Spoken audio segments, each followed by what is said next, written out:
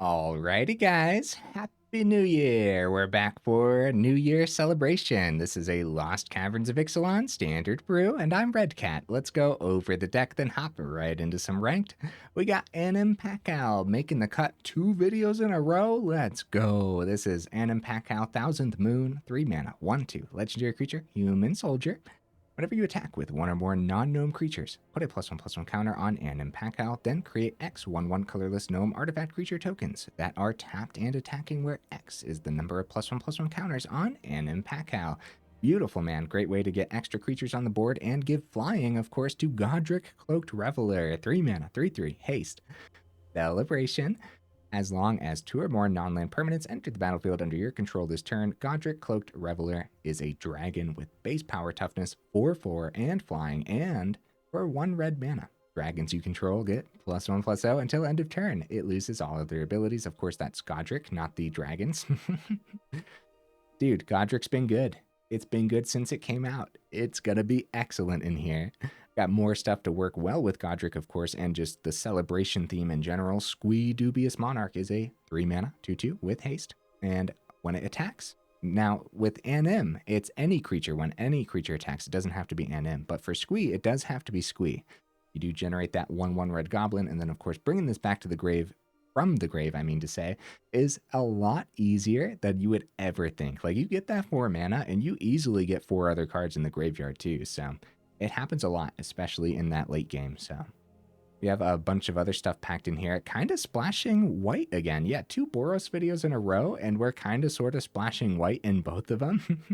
We are splashing that white for Restless Bivouac, which is, of course, a slow land. Hopefully it doesn't slow us down too much. And that being said, the Restless lands have been going a very long way for me, so I do think it's going to be excellent in here as well. And of course, the splash of white for Anim Pakal, but then also some just excellent, clean removal. Get Lost. 2 mana, instant speed, destroy target creature, enchantment, or planeswalker. Its controller creates 2 map tokens. So, in a build like this, we are trying to go fast enough before the opponent gets to effectively use those map tokens anyways. But then also, there's going to be a rare scenario where you use a Get Lost on one of your own things, get a couple map tokens, which does trigger, of course, the celebration effects, right? So as long as 2 or more non-land permanents, that totally counts for the map tokens too. So that'll be interesting to see if it ever does come into play. But like one of the enchantments, for example, that wouldn't be bad to remove on your side would be from the Charming Scoundrel. The Wicked Roll is an aura. So you could totally go Get Lost on your Wicked Roll, get a couple map tokens, activate your celebrations. Wicked Roll deals 1 damage to the opponent, or more so, each opponent loses 1 life, right? I guess the wording does matter sometimes. So that could be really cool, man. Outside of that, Charming Scoundrel is just an excellent card for celebration builds in general, because you could also just go to like Treasure Token when you play Charming Scoundrel 2, and that's already 2 permanents anyways. Also have Raging Battle Mouse in here, fitting that celebration theme. 2 mana, 2/1.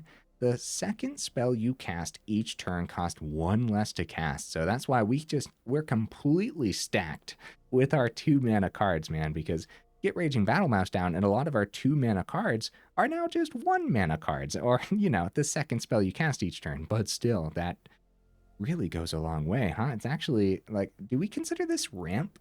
What do we consider Raging Battle Mouse? I guess it's not ramp. I don't know what to call that top ability, honestly. But anyway, celebration. At the beginning of combat on your turn, if 2 or more non-land permanents enter the battlefield under your control this turn, target creature you control gets +1/+1 until end of turn. So unfortunately, that does say at the beginning of combat on your turn. So you won't get that celebration effect if you're getting like that extra, or if you're getting that last piece of the celebration on the gnome or off the goblin on Squee. But even so, it's going to be very easy in this build to actually trigger the celebration before combat anyways, right? Multiple Raging Battle Mouse on the board could be absolutely wild too. So now we do have some burn in here with like Lightning Strike. That's going to be important. And with the Raging Battle Mouse on the board, if it's your second spell you cast, this is just Lightning Bolt, which is disgusting. Same concept with Blazing Crescendo. Hopefully you can get this to just 1 red mana. +3/+1 for a creature is really good, but then exile the top card of your library until the end of your next turn. You may play that card. I think next turn is key here because you really get to set up sometimes quite nicely. So we have 4 Monstrous Rage in here, giving trample to some of these creatures, really good, but then also giving trample while a permanent's entering the board off that aura roll is kind of key for the whole celebration concept. Excuse me, guys. That's the second time in a row I had to clear my throat during going over the deck. I apologize. So, Monastery Swiftspear made the cut. You know what I thought about instead, though? I thought about Phoenix Chick. I thought, like, maybe just flying in the air is going to be a lot better.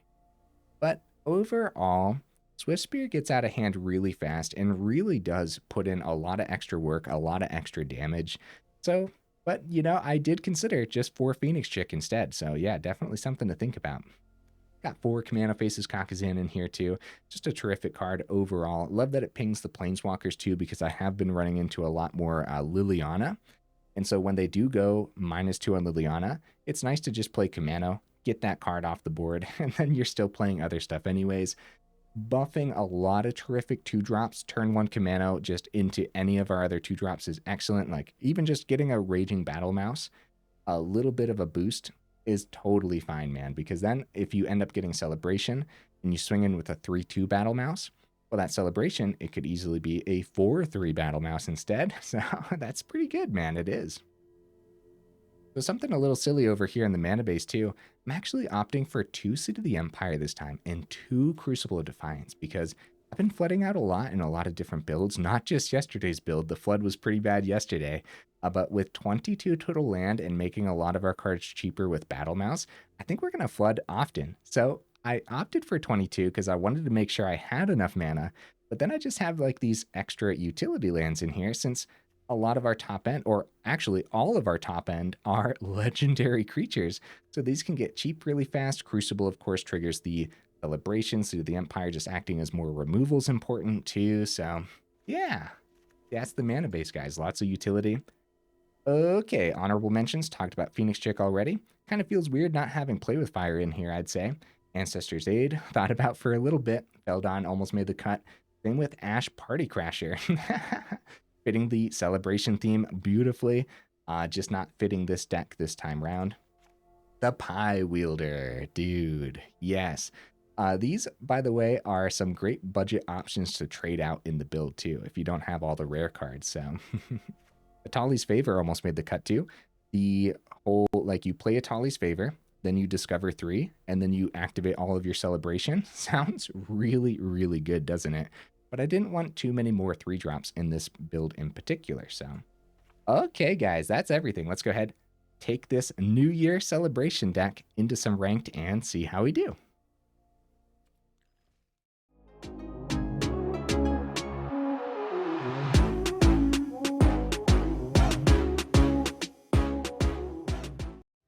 Okay, we'll see if we can get right into that first match. In the meantime, what am I expecting from the build? You know, honestly, last time I played Celebration, it was really good. It was really, really good. So I am expecting a lot here, but there's probably going to be some issues with these slow lands sometimes. Oh, speaking of issues with slow land, do you guys think we're going to find the second one? This is only 1 land in hand. Let's risk it. You know, we've kept worse.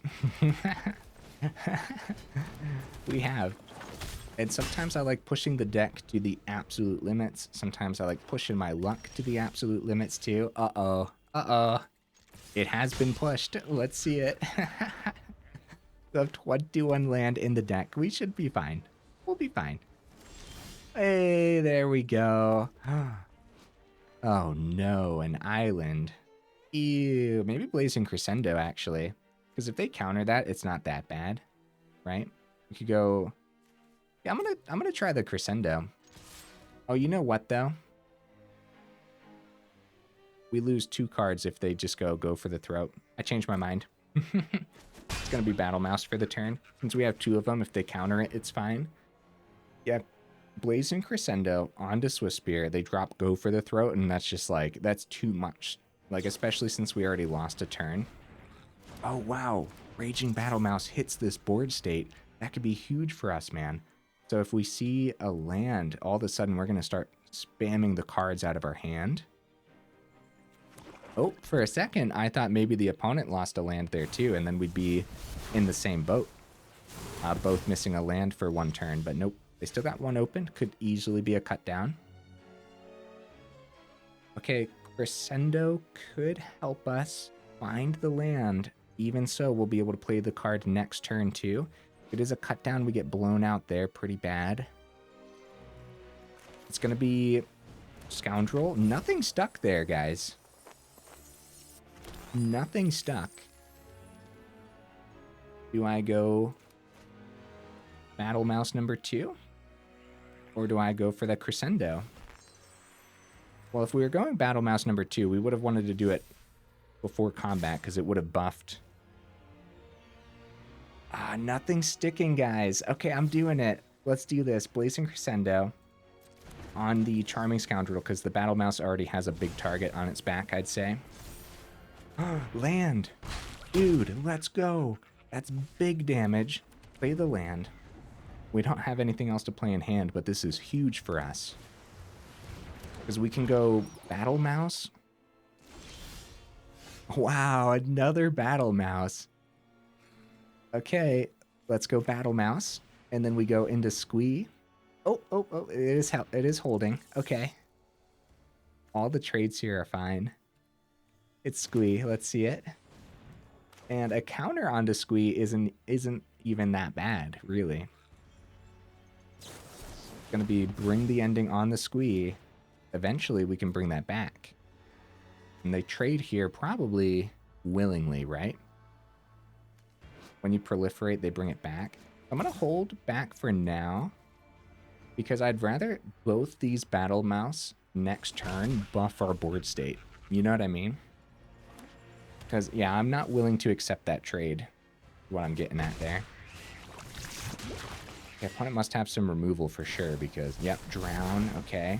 That's one mouse down. See, that would have been 2 mice down. Proliferate, bring the hybrid back. They would have been able to play it too. Oh, buddy.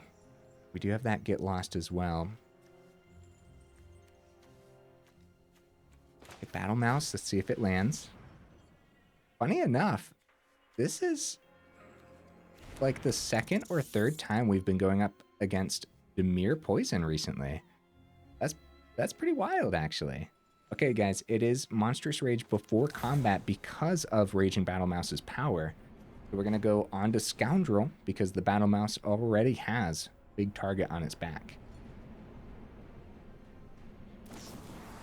Anoint with Affliction. Unfortunately, we don't get the buff on the Raging Battle Mouses again. Fizzling out here. Slowly but surely. But we are 1 mana away from just bringing Squee out. They go ahead and they save a blocker this time round. Unfortunately, not getting the celebration easily on these Battle Mouse. All that extra damage would really go a long way, but our second spell is going to cost 1. So Swiftspear down. I suppose. Squee from the grave, dude. Right? For 2? Get the Battle Mouse ability. They trade there. We go face. We just like full swing Lightning Strike face. That's fine too, right? If they counter the Squee from the grave, we just wait to do it again. Nah, yeah, it's Squee from the grave, guys. It is. How do you guys feel about that? See what they end up doing here. So far, they've had it for days, so. Experimental Augury, see if they can find it. That's good. They get the Proliferate, too. At some point, we're going to be in danger.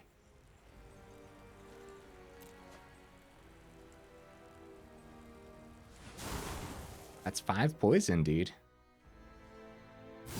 They find some removal. Whisper of Dross. Dude, we are in serious, serious danger.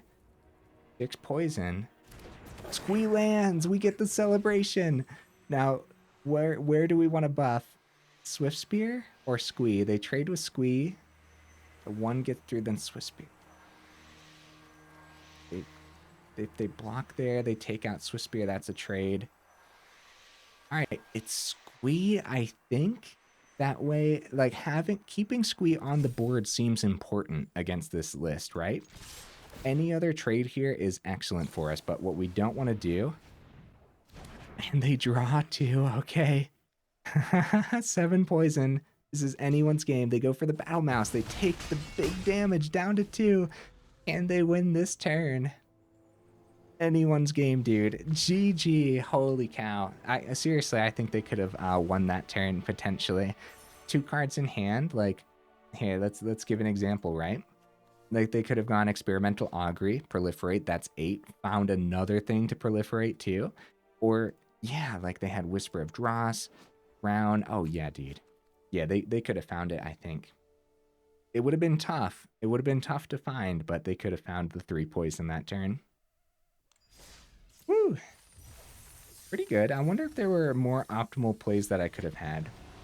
The opponent landed a great counter on that first Squee, so maybe if I would have held back, anticipated that. Probably not. Countering Squee's really good, because we saw there, like, bringing it back from the grave. And then, like, the double battle mouse out there, too. That was pretty cool. That was a neat match. I liked it. I'm gonna go for a turn 2 Kumano here. I don't mind this hand at all. And we're hoping to see that 3rd, of course. Yeah. Gonna be a turn 2 Kumano. And then see what happens. Oh! Turn 2 double Kumano, huh? And then Anim Pakal, of course, next turn. If we see that mana, this is gonna be crazy. We won't get a swing right away, unfortunately, but no mana, so we're completely missing on the Kumanos for the turn. They do flip next turn, which will be good. We do have Lightning Strike available. We're fine, we're fine. We're fine. 22 lands, so 20 remaining in the build. Relatively good chance, I'd say. Celestis, cool. I think we pinged the opponent's face here, right, guys? All the damage possible every turn. Celestis could be holding open like a cut down or a play with fire. Blazing Crescendo. That could find us the land. Could be really good. Thing. I guess now's the time to activate this right before I click through it. Charming Scoundrel. That'll totally work for next turn, man. Charming Scoundrel, probably go Treasure to make sure we can get down one of our godlike 3-drops for real. Oh, Monstrous. Okay, we have combat tricks. Oh, and I'm also not used to having removal, but they get ramp with that too. And then we won't get our Charming Scoundrel too, but I don't want them to get life gain. Yeah, not seeing mana here is not great. We go Charming Scoundrel, and we go Treasure Token. We go Full Swing, then go Monstrous Rage with the Treasure Token, and then keep the... Thinking, opponent. I'm thinking, buddy. I don't want to do this. Monstrous Rage trades one of our creatures for that little bit of trample damage. They're going back up to 12, going back down with the rest of the swing there. Maybe they just take it, swing? I don't think they take it because they're risking death. Right? So we go for Combat Trick and then save Get Lost for like Shieldred or something. How do you guys feel about that? Okay, 1, 2, up to 12. We don't have 12 on the board because the lifelink happens before their death. So we do, in fact, have to trade here. They go back up to 8. So what we opted for that turn was our Monstrous Rage instead of Get Lost, because the Scoundrel was free off of the Crescendo. So that's how that ended up working out there. Okay, they go -2, get rid of both etchings. Lightning Strike does hit the Chandra. Dude, we're in big trouble. This was serious ramp from the opponent, man. Celestis, and since we killed the... Oh! Exile. How do I always forget that, dude? Etching is a wild card. Holy cow. That's something else. Definitely need to see more land here. Yeah, man, the Etching of Kumano, of course, it exiles when we deal that damage, so. The Swiftspear, yeah. No, we gotta take care of this Chandra before it gets out of hand. Hopefully it's not Chandra number 2. We're in trouble, guys. We're in trouble not seeing the mana here for sure. Gaining some life off of Celestis as well.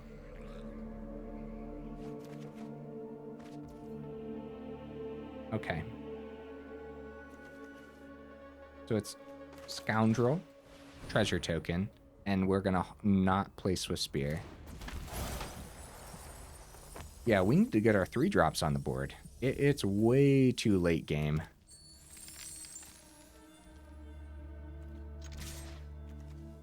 It's not switching back to daytime, luckily. Looks like they do have some spot removal for Scoundrel, but that would be spot removal that's not hitting our 3 drops next turn. Big score, ditch a big score. They still have 4 mana open. So mana off the top might mean we can get Goddric down on the same turn as Swiftspear. Either way, we're overdue, I'd say, right? We're overdue for some mana. Get rid of the Restless Bivouac. Yep, that's smart, opponent. Yep. I agree with that play entirely.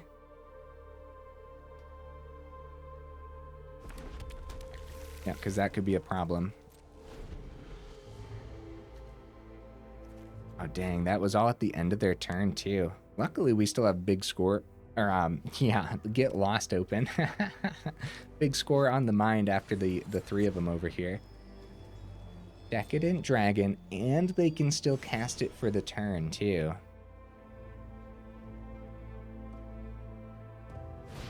Was there a way through without that mana? No, probably not, right? And if we go get lost now, then we only have Swiftspear for next turn. But if we don't, then they have a great trade into... yeah, guys, this isn't looking great. We should get rid of the Decadent Dragon, though. And then hope for mana off the top. We are in desperate need of mana. And I guess a white source now, too, because they got rid of... Which is back to daytime because they played 2 things. Oh, no, another 3-drop. Oh, no. Overall, it's not playing out poorly at all, is it? Really isn't. We would have gone get lost earlier onto... Oh, they grabbed one of our lightning strikes. I wonder if the other card they grabbed from us was a land. Because yeah, we really need that land, huh? Yeah, play those cards. I was seeing if it said like non-land on the Decadent Dragon at all. Doesn't look like it. It looks like there were 2 more cards on top. That were, yeah. Dude, burn down the house. Wow. Holy cow. Okay, anyways. Exile the top 2 cards of target opponent's library face down. Yeah, it looks like they didn't exile land, dude. We got there. Let's go. Okay, hold on. How do we get through? They have a great block into Goddric now. Great blocks into Squee. Great blocks for days. Goddric, are you going to have to chill over here for a second? Until we can fly in with you next turn? I guess so. That's embarrassing. Poor Goddric. Oh, it was a land. Yeah, they took a mountain from us last time. What land did they opt for last turn then, I wonder? Exploring with the map tokens. Oh, Ironcrag, huh? They're keeping that on top? I guess they want to boost the devils. Oh, they're still keeping it on top though. It looks like Goddric's not going to survive. Oh crap, dude. But yeah, this one was a rough one without the proper mana, huh? If the Bivouac survived, then Anim Pakal would have been the play for the turn. But without a white source, holy cow, I don't think Goddric would have done much anyways, dude. Hey, there's the man.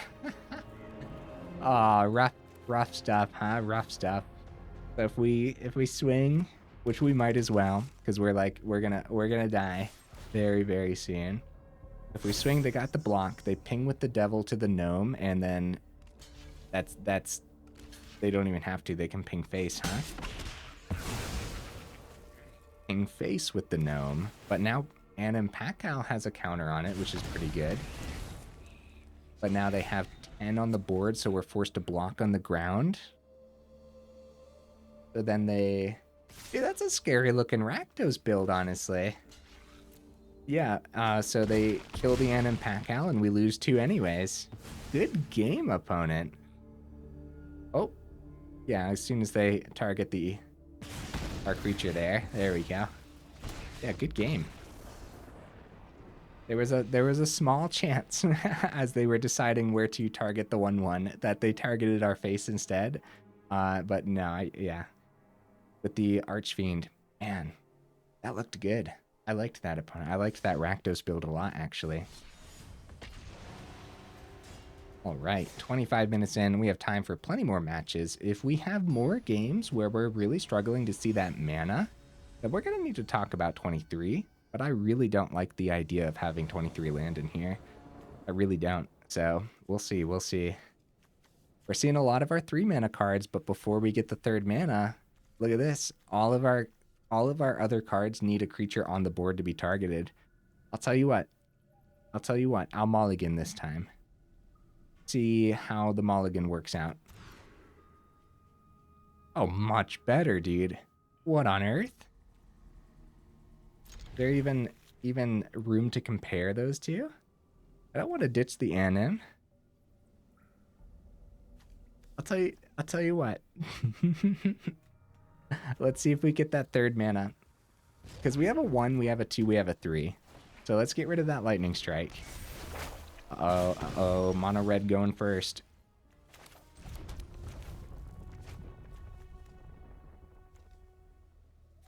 I'm gonna go for that turn 2 Kumano, and we're gonna see that 3rd mana.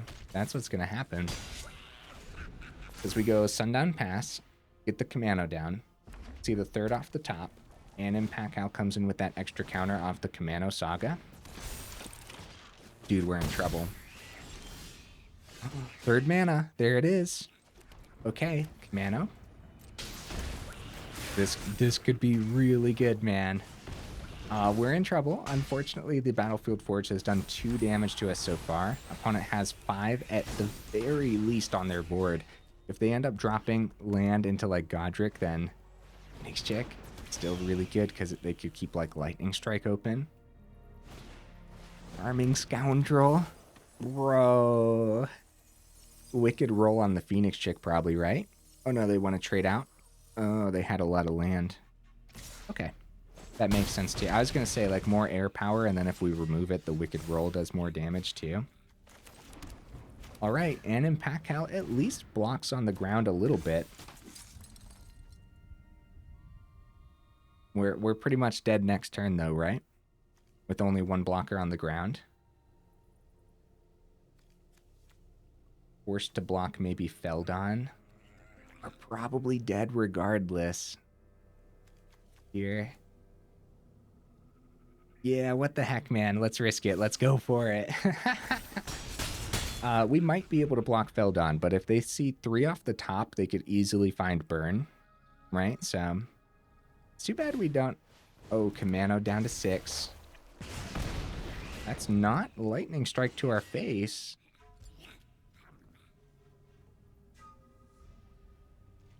But I really don't want to take 5 here.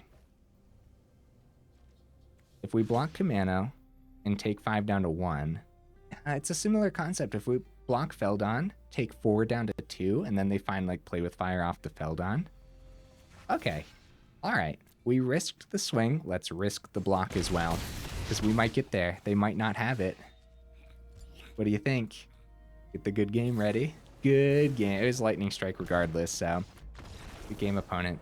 Yeah, the battle of going first there for sure, right? If we went first, I think we actually had a great chance. Got them down to 13. Like, look at our hand, too. If I would have tried to survive a little longer. Okay, so if we skipped, like, the second part of the saga on Kumano, and we skipped the Anim Pakal, we had 3rd mana, so we could have... Let's see, we could have played Raging Battle Mouse. That's an extra blocker. We could have gone Get Lost onto the Feldon. There was a chance of survival, but I'm not 100% sure what that chance would have been based on the fact that we didn't know entirely what was in the opponent's hand. After the fact, we knew they had a lightning strike. And generally speaking, against mono red, you have to play expecting burn.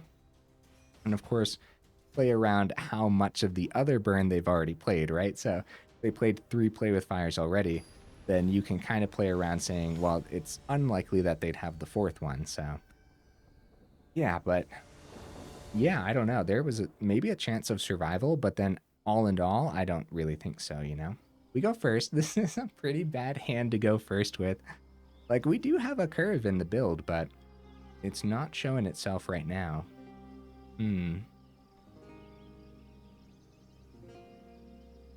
Okay. I'll mulligan again, right? Now, let's keep it. Let's keep it. Like I said, I like to risk things sometimes. And we actually have a great chance of drawing a 2-drop. Like, a really great chance. So, Monstrous Rage, sure. It's not bad, but yeah, a lot of these need creatures on the board to be able to target. Double Swamp from the opponent. That's gonna be rough. That's gonna be rough. And Pakal doesn't survive for sure, right? What if I'm just, like, patient? Nah, I don't know. I don't know if that's, like... The only way to successfully be patient here is to actually have other creatures to play. You know what I mean? To, like, be patient with Anim and Pakal if we had, like, a Monastery Swiftspear to play for the turn or something along those lines. Well, Restless Bivouac might be a great way to get through, but it probably gets picked up by spot removal, right? So, unfortunately, a hand without a lot of creatures up against a deck with a lot of spot removal is not ideal, man. So, we're going to need to draw into a lot more creatures. Sacrifice non-token creature. Oh, boy. Oh, boy. So, potentially another mulligan here, right? Oh, Squee. That's what I'm talking about, dude. See, that's where a little bit of patience would have come in handy, but we had no way of knowing that we were going to see the Squee, so that keeps Seat of the Empire in hand for now. You never know when that's going to take care of something for us. Squee going to get spot removed? Kind of feels like it, doesn't it? Let's see what happens here. We go for the chump. Yeah, dude, we might as well. We might as well go Monstrous Rage. We got to try to pack as much damage as possible, and if now it's going to be spot removal, they keep the freebooter back. Go for the sacrifice. This is good extra damage, man. Because the trample's going to get through now. All of it, I mean. That's 1 extra damage now that they sacrificed it. Sheoldred's Edict, non-token creature will be Squee. The Monstrous Rage fizzles out. So like I was saying with the Play with Fire, now that they played 3 Sheoldred's Edict, we can assume the 4th one is not going to be happening anytime soon. Oh, man. Okay, Blazing Crescendo. Goddric. Yeah, dude, we're drawing really well, aren't we? Now we'll play this. We'll try the Blazing Crescendo on the Goddric, just for the sake of more damage, of course, but then also seeing more off the top. Land. Can we bring back Squee next turn? We can. Let's do this. Bring back Squee, bunch of damage. There's the Sheoldred. Get Lost is going to have to happen here. We'll still have 4. It's good stuff, man. That's good stuff. Let's get there against this build, huh? Battlefield Forge. More land isn't terrific, I'll tell you that. Not sure it really matters. I know one thing, you want to get rid of your creatures against this type of build because of a lot of extra damage. Anyways, Graveyard Trespasser can gain them life, so you want to get rid of your creatures. Removal for Goddric. Oh, they gain 4 off of that. Blazing Crescendo, what a draw. We do this before combat on either of them because they're tapped out. Restless Bivouac. Swing for 6, 7 actually, because an extra goblin comes down. Dude, if we get there, that really shows the resilience of the build, because boy, oh boy, yeah, I feel like, well, the draws have been terrific, actually. I was going to say, I feel like we're getting unlucky with the draws, but I'll tell you what, man. Virtue of Persistence, back up to 7. One more in the grave and we can bring the Squee back again. That might be tough. Oh no. Is it possible to get lucky and unlucky at the exact same time? I'm gonna buff the Restless Bivouac. Already has a huge target on its back. Let's buff one of these. Really just plugging that damage through, man. Down to 2. They've gained so much life this game. Let's see if they can get there. They gained 4 off the Corrupt. They gained 4 off of the Virtue of Persistence. So they've gained 8 so far. GG, opponent. Let's go, dude. Holy cow. Boros. Doing a thing right now. Yeah, is it possible to get lucky and unlucky at the same time? Because that's kind of what it feels like, man. Like, the draws have been good, but they've also been like, oh crap, another land. But then, like, the deck is just persisting through. The damage is just chugging along. So, whew. How far are we? 36 minutes. One more. Come on. Come on, let's do this. Games have been fast. Winning fast, losing fast. Or at least they felt like they've been fast, right? This is good. This is good. The last 2 Boros builds, I've just been having a freaking blast with these, dude. Yes, yes. Great last hand of the evening. Opponent goes first, unfortunately, but yeah, this is a good one. This is the way to start 2024, guys, with a good old-fashioned Boros aggro. Everything doing a thing, kind of. Oh, no turn 2, actually. Maybe we just wait. Let's get Bivouac down, because there's a chance we see a 1-mana card off the top, and now we have the untapped mountain for when the Swiftspear comes down as well. So, we, like, you know, Kumano off the top, Swiftspear, drop Kumano, extra damage to the opponent's face type of deal. Of course, if we played Swiftspear last turn, oh, see, Monstrous Rage, yeah, that's beautiful. That worked out nicely, I'd say.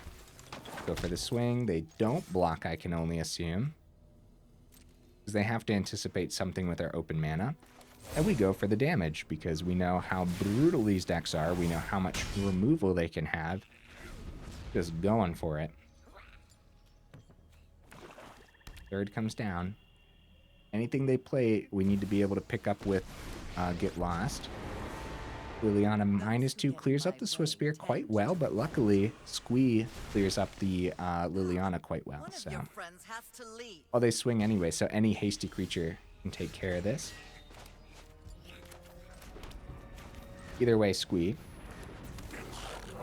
So the 1/1 red goblin creature token that's tapped and attacking, do we get to choose the target? Or is this going to be an embarrassing moment? Okay, we get to choose the target. Some little things like that I forget. Like, and now I'll do my best to remember for the next couple months, right? Sheoldred. That's what the Get Lost is for. Get rid of that. Anim, Pakal, no, yep. Get that Sheoldred out of here. And we got Lightning Strike open. Charming Scoundrel. I guess we'll save that Lightning Strike for now. Scoundrel, probably Wicked Roll. On itself, I'd say. Squee already has a huge target on his back anyways. Down to 7. Let's get there, guys. Let's get there. We can even power up that Bivouac next turn if we want to. Tenacious Underdog. Good news, it's not Sheoldred number 2. That's great news. Squee is not the selection. Luckily, we had a choice. Keeping Squee on the board is huge for us. Kumano, yeah, dude, we just, we don't need Anim on the board. We swing, we drop Lightning Strike to their face, we drop the Kumano, and 2 gets through regardless of blocks. So that is 6 damage. That's exactly what we needed. Yeah. That's brutal, man. That's brutal. So outside of seeing what we needed to see off the top, we had the Anim play, but also like Bivouac. Bivouac power up, buff one of the 1/1s. Would that have been enough damage too? I don't know. At that point, math is for blockers, right? With the Bivouac play. We ended up seeing that Kumano, which was perfect damage anyways. That was sick, dude. Holy cow. What a fun time, dude. I can't ask for more. Today was a great day of recording for these last couple videos here. For one was for New Year's Eve, and then we had this one for New Year's. This is fun. It's a good time. Of course, I always record these well in advance, so it's not New Year's for me yet, but still, Happy New Year's again. Here's the deck list. Cool stuff, man. I love the Blazing Crescendo. Got to be really cautious against all those like spot removal heavy decks about getting completely blown out if you target a creature and then they just drop spot removal on top of it. So you saw me all throughout those matches doing my best to play safely in that regard. So potentially wait till they're tapped out or until there's literally no other choice for us, right? Or if there's a chance for a significant amount of extra early damage too. It's the same concept with Monstrous Rage. I'm surprised, like I know only 2 of the cards in here have the celebration, right? But I'm surprised we didn't get to see more of it today. When Raging Battle Mouse was on the board, it was actually really sick too. So, dude, this was fun. I know. I sound like a broken record at this point, but guess what didn't hold us up at all? The double Crucible and the double Seed of the Empire. Yeah, it didn't hold us up at all, dude. And guess what? Sometimes it felt like we had too much mana, and sometimes we just didn't get enough at all. That's Magic the Gathering. Hopefully this mana base was just doing enough in general to kind of get around that randomness from land. So hopefully the 22 is enough. I think it's fine. Sometimes it felt like we drew really poorly. Other times we got exactly what we needed to see. Is that also just Magic the Gathering? Or is that the way we put the list together? You guys saw how important the Get Lost was in those matches against Sheoldred, making it so that like a great reason to not just play mono red and actually splash that other color, have the aggressiveness from mono red with the utility of other colors as well, like Get Lost. So this was sick, dude. This was awesome. Holy cow. Okay, though, enough rambling, huh? I wouldn't change too much. What would you guys add or take out? Let me know in the comments. Happy New Year again. And well, by the way, guys, we have down in the description, we have that Discord link and we have that Patreon link. If you're interested in joining either of those up, I always forget to bring that up. I'm supposed to bring it up somewhere in the middle of the video, would be ideal, but still. Anyways, guys, hey, I will see you in the next video.